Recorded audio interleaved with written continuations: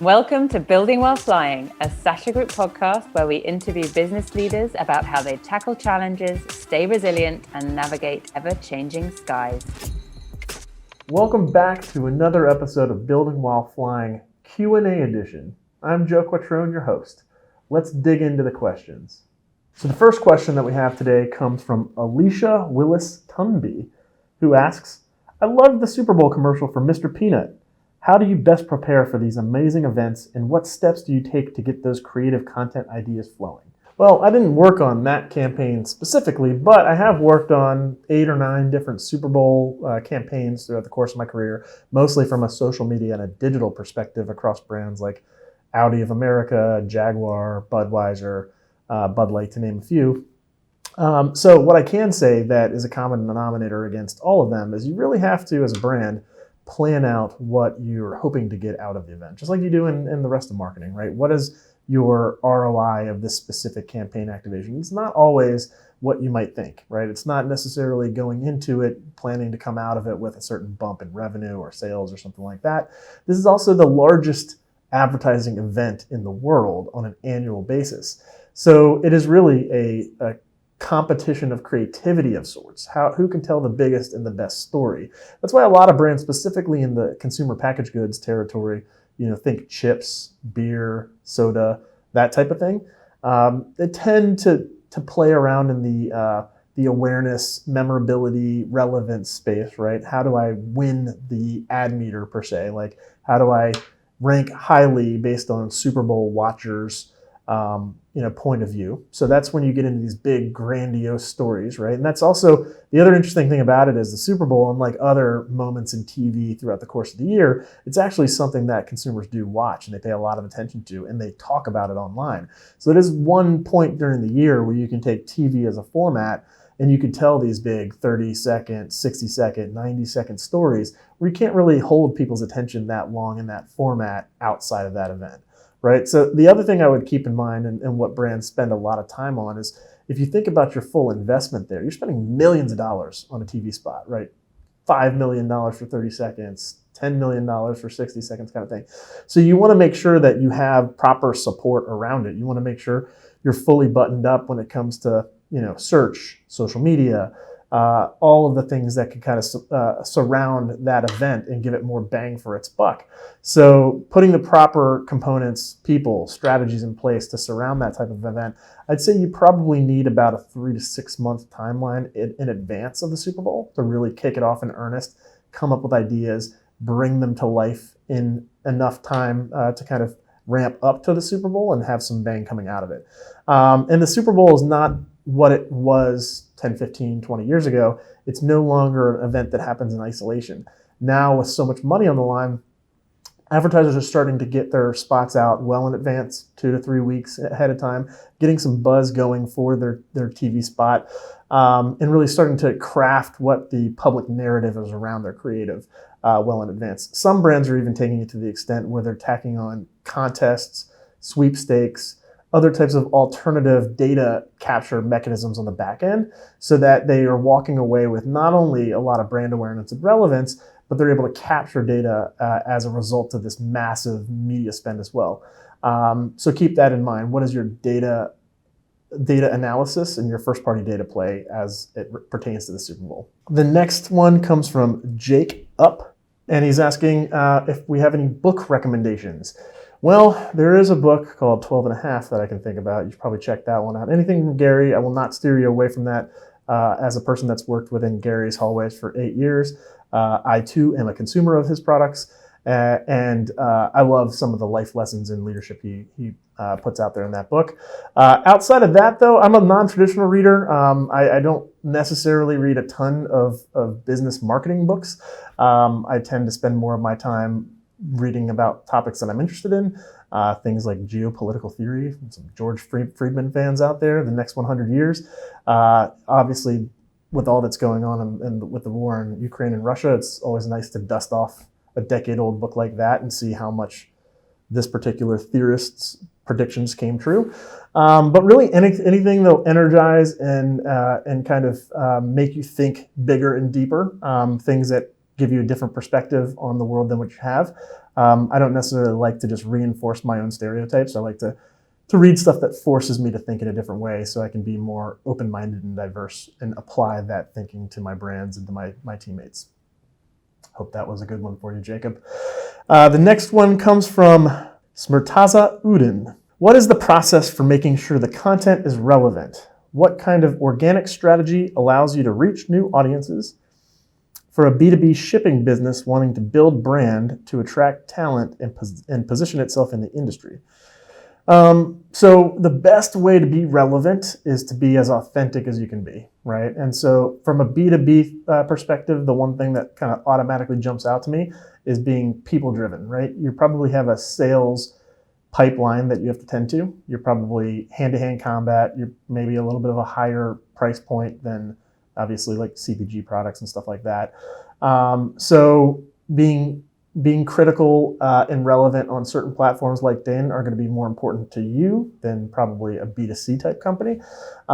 So make sure that you're in those platforms in which you actually can sell to people, but that you're also not being robotic, right? Don't get up in front of people and try to force the issue. One of the great things about LinkedIn is that if you're not a good writer, but you're a better speaker in video form, they're going to notice that, and the algorithm is going to slightly favor your skills wherever those skills might lie. In terms of other platforms outside of just a LinkedIn from a B2B space, TikTok is absolutely exploding with how-to content. And I think, just like Gary typically gives advice, you've got to be giving an extraordinary amount of value to people before you actually ask for anything in return. I think a lot of B2B marketers fall victim to this because they are expecting every single thing that they do to result in dollars earned. So if you put $1 of energy in, you expect to get $2 out. That's not the way it works on social media. You got to put in hours and hours and hours, if not hundreds of hours, thousands of hours of value before you expect a single dollar in return.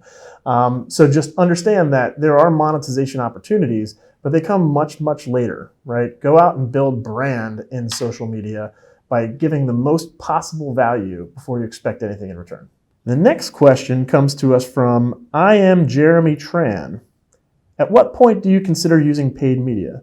I've been dabbling a little bit, but it's been straight organic. That is a very loaded question. And the answer to it is not very specific. The answer is you could consider paid at any stage, right? Depending on what your access to resources are. Obviously, if money is no option and you've got a wealthy benefactor who really believes in your product or brand, if you can bring in some paid earlier, I would say that that's a strategic advantage you have. Definitely start to work with people that can teach you or people that can do it for you, and make sure you're understanding audiences that you can tap into with your product, and that you're building economies of scale at an early stage, right? I'm never going to say don't do paid if you have the means. But what I will say is if you do have limitations on the money and it's more, you have to go out and build brand first in social media, don't think about that as a negative detractor. There's still a lot of things you can do in social media before you start to utilize paid. I think a lot of people, when they go out and they start getting in the world of paid advertising to drive sales, they fall victim to this trap of, going out and seeking the arbitrage opportunities, only going out and paying for the growth that exists within the channels. But then the channels change, right? Like Facebook or Apple, if they change their terms of services, if they come up with new privacy updates, and then it tanks your ROAS, you start to blame those products and services and channels versus blaming yourself for not understanding how to build brand outside of them. So at the end of the day, it's both. You need to be good at both things, organic and paid media. And they're wildly different in terms of their approach.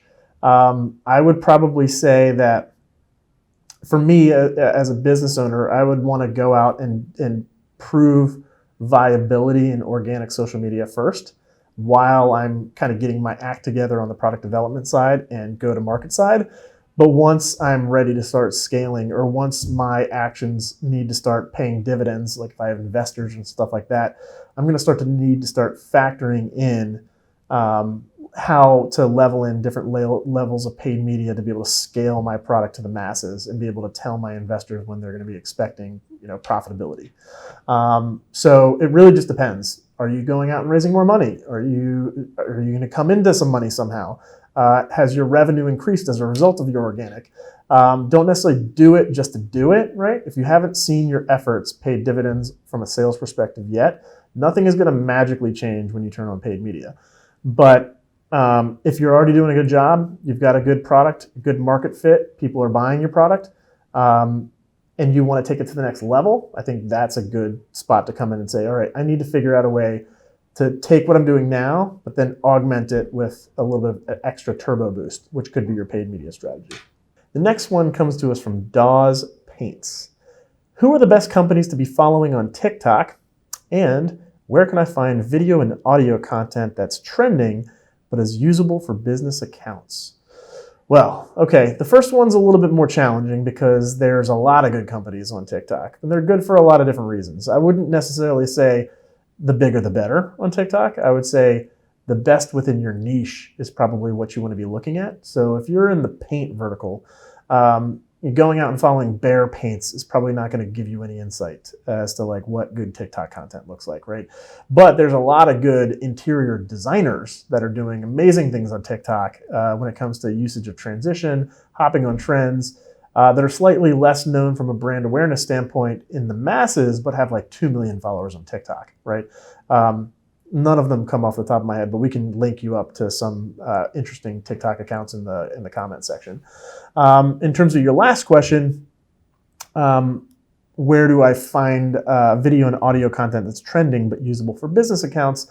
I would say don't act bigger than you are, right? So if you're at a level of scale in which you don't have a massive audience that is not instantly monetizable, I would stay as a personal account until you get bigger, until it becomes an issue, right? There's not going to be any issue of you remaining as a personal account and tapping into the much more vast library of songs and trends. But there will be a negative detraction if you go to becoming a business account too soon, right? So other than getting a check mark and being able to get some incremental benefit when you leave comments on other accounts, there really is no strategic advantage to having that blue check mark other than a signal of credibility or confidence in the user's end. But the benefit to being a personal account and being able to use trending sounds far outweighs having the blue check mark. So for now, until you've built a massive following, I wouldn't say massive, but until you're in the hundreds of thousands, if not millions, I would stick where you are as a personal account and just keep using those sounds. Are there places to find sounds that are cleared for business use? Yes, but the library and the catalog is much more scaled down than what you're probably looking to use as you're growing and building that audience. If you don't have the access to those sounds and trends, it's going to be a lot harder for you to grow organically over the next couple of years. So I would stick around on the personal side of the fence, keep growing until you've reached critical mass, then flip over into a business account, get the blue check and all that kind of jazz. And then lastly, MX Moritz. How do I get others in a company to create video content? So I don't have any contacts here, MX, but I'm going to assume that you work for a type of company that is maybe a little more B2B in nature, and it actually can help you with a multiplying factor or becoming a multiplying force within your organization. If you've got all of your salespeople and all of your executives really singing off the same song sheet in social media and really amplifying the voice of your brand in that space. And the answer is there's really no way to like force the issue and say, hey, go out and create social media content because it'll make us a better company, right? People don't typically tend to think about the company's value when it comes to them putting themselves out on social media, right? Of course, the answer is yes, the company will benefit more if it has employees that know how to position the brand and talk about the brand on social media. But what is in it for them, right? I think the way you have to justify it to them is by leading by example, right? So my company, we've got one of the foremost thinkers in the world of mass communications, and Gary Vaynerchuk, and he's been putting his personal brand out there for as long as I can remember. He really started amping things up probably about 5 or 6 years ago when he started doing the Ask Gary V show and the Daily V with D-Rock. But, you know, we all just kind of sat on the sidelines, witnessed him doing his thing, seeing him build fame, and then being able to leverage that fame into being able to build more businesses on the back end of it. That's why the Sasha Group exists, for instance. But if you don't have a main person, like a CEO or a director, or somebody that's like the head of strategy, somebody that really means something to the core essence of what the business is, if there's not somebody like that really leading by example, it's going to be really hard for people to follow, right? So I think the first thing I would do is figure out who that central figure is that's going to build out a powerhouse brand, focus on them for a little while, and then maybe start building out concentric circles from there. Obviously, the what's in it for them aspect of things are, if you have a personal brand, it is your reputation online. You having a personal brand and us encouraging you from a business perspective to focus on it. We're going to give you time while you're on the job to point a camera at you and actually be taking video footage. And we're going to allow you time to sit in your own thoughts and write blog posts and whatever it is, whatever it may be that is really relevant to your business. That is a core perk, right? Like, we're giving you time on our watch, on our money, on our dime, to make yourself more marketable, hopefully for us and for future roles at our company. But we believe that your marketability and your smarts and your intellect when it comes to this space are going to be good for you, but it's going to be good for us as well. So I think having that mentality of making sure you're growing amazing human beings in these roles, no matter the cost to your company, is of the utmost importance. And they have to really feel that. I think they have to feel that you want them to succeed in or out of your company, and you have to be committed to it. And by sharing your resources and allowing them to grow themselves professionally and personally, I think that is a commitment to them as people. Well, that's all I've got for you today. I hope you enjoyed this special episode of Building While Flying Q&A edition. I'm your host, Joe Quattrone, and we'll see you around next time.